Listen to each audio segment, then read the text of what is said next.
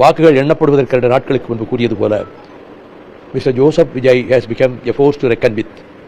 ஒரு மிகப்பெரிய சக்தியாக பரிணமித்து விட்டார்.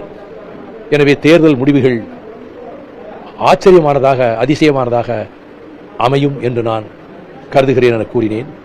அதுபோலவே தேர்தல் தீர்ப்பும் அமைந்திருக்கின்றது.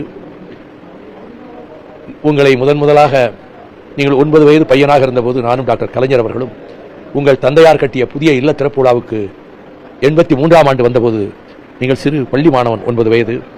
18 ஆண்டுகளுக்கு முன்பு மதுரை விமான நிலையத்தில் நான் அமர்ந்திருந்த போது தொலைவிலிருந்து என்னை பார்த்துவிட்டு வேகமாக வந்து நீங்கள் எனக்கு மரியாதை செய்ததை நான் மிக நெகிழ்ந்து போனேன்.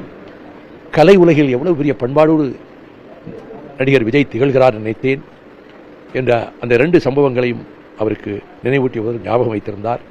அதன் பிறகு அவர், ஐ ஆம் யுவர் பிகெஸ்ட் ஃபேன், உங்கள் பேச்சின் பரம ரசிகன் நான். இப்பொழுது விக்கிரவாண்டிக்கு போவதற்கு முன்பு கூட உங்கள் பேச்சை உரையை திரும்ப திரும்ப போட்டு கேட்டேன் என்று சொன்னார்.